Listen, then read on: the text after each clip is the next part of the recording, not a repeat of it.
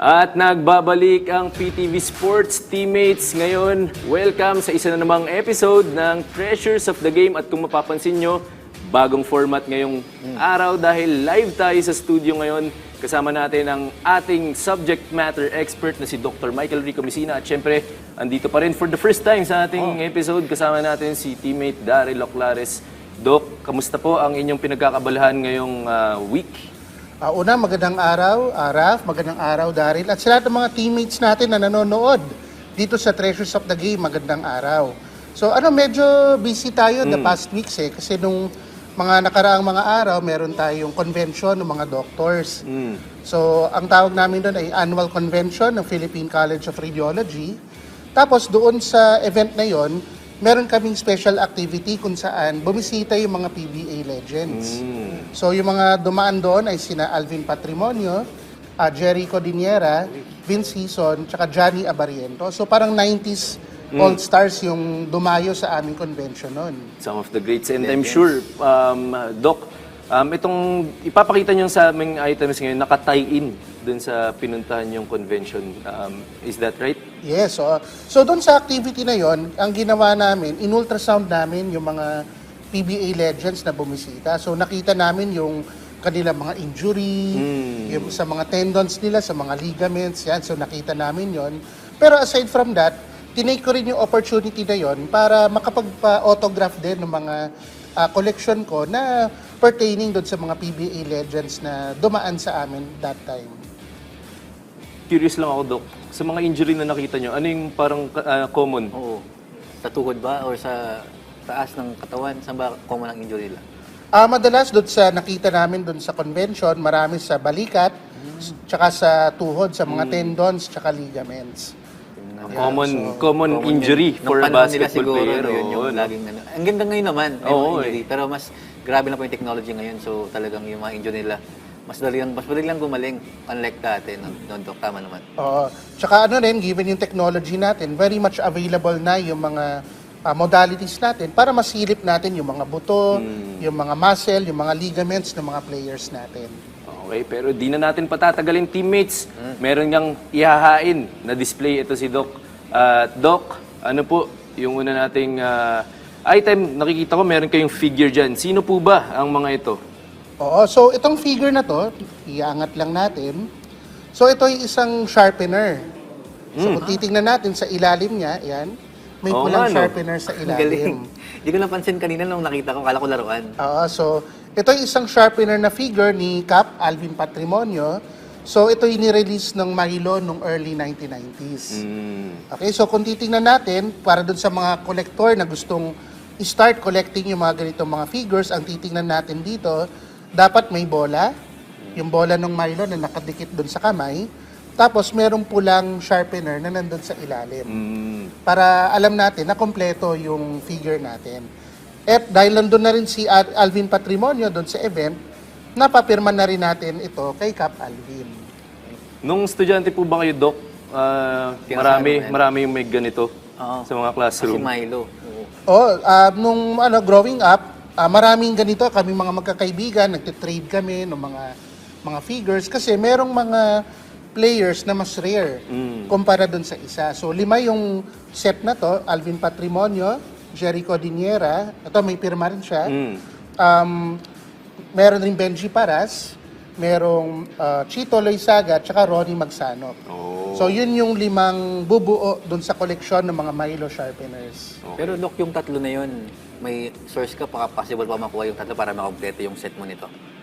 For the figures, kompleto ko na naman siya. Ang challenge ngayon ay mapapirma ko yung huling tatlo dun sa mga players. So siguro yun yung kukompleto sa collection ko nitong mga Milo sharpeners na to. Okay. So, dahil bago dito si teammate Daryl, ikaw yung bibigyan ko ng pagkakataon na mamili. Ano ba yung pinaka-interesting sa'yo sa mga natitira natin Ito talaga items? yung una ko napansin yung sapatos talaga. May pirma rin nito ni Kapitan Alvin na Patrimonio. Pero ano po ba yung kwento sa likod po nitong sapatos mo ito, Doc? Okay. So ito, Daryl, ito ay tinatawag na KP shoes. So kaya ang logo nito sa gilid ay letter K. Tapos noong late 80s or early 90s ng PBA, siya yung official shoes or official na sapatos ng mga players ng PBA. So kaya meron siyang logo dito. Existing pa ba yung brand na yan, Doc, ngayon? Parang hindi na hindi na, yata nagbebenta ng ganitong brand eh. So, pwede na nating mention, di ba? Local brand yan, direct Local hand-handed, brand, no? yes. Oo.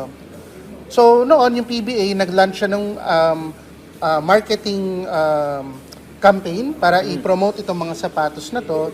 At si Cap Alvin, among other PBA superstars, kasama doon sa marketing campaign. Kaya nung nalaman ko na bibisita si Cap Alvin sa aming event, so dinala ko na rin to para mapapirma sa kanya. Pero Doc, alam niyo ba kung sino yung mga nagsuot itong sapatos na to for their game? Indeed. Ayun ang hindi ko na sure. Nung nakuha ko kasi to doon sa kapwa ko collector, hindi na niya maalala kung sinong particular player yung nagsuot nito. Kunin ko lang, Doc, kasi pwede nating i-observe. Talagang iba no? Iba yung material ng basketball shoes. Doc, pinanglalaro to noon no? Yes. So ito mismo yung gamit nila. Yes. Although makikita natin meron ng ankle support, unlike yung mga sinaunang shoes talaga. Ito, leather imbes na yung typical material ngayon, although rubber sole na, Doc. Yes. Tsaka low cut rin siya na medyo mababa yung Mid-cut. support niya para sa doon sa ankle. Pero ang interesting dito, no, kung nakikita nyo, meron yung retro logo ng PBA. nga, no? Ang ganda So, nito. kung ayan, ewan ko kung, yan.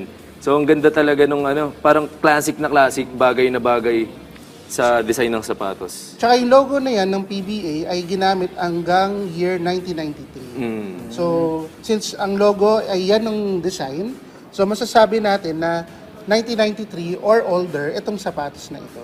Okay, so Doc, next item naman tayo. Meron tayo ditong mga VHS na Oo, kung for sure, may din eh. mga nanonood na teammates na Gen Z at Gen Alpha, malamang di nila alam kung ano to eh. Malamang di nila naabutan yan. Ano ba yan, Doc?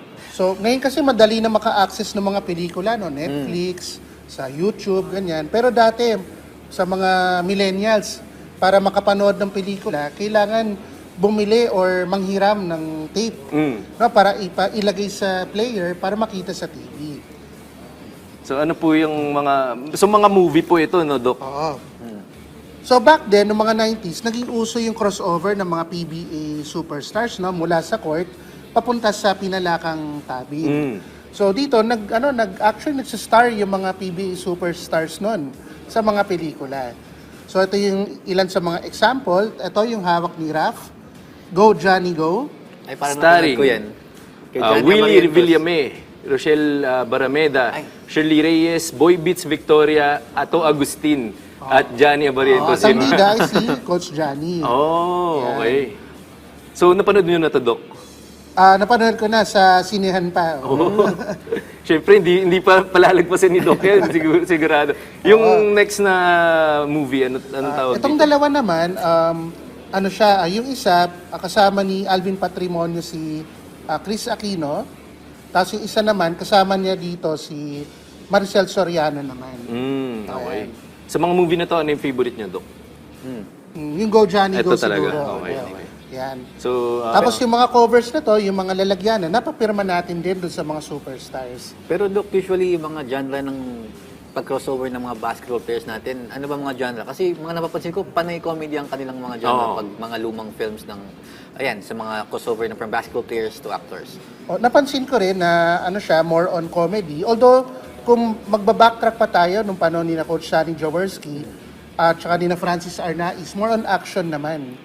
O kaya ni na Senator Freddie Webb, yan, mga action films or mga action na TV series yung kinabibilangan naman nila.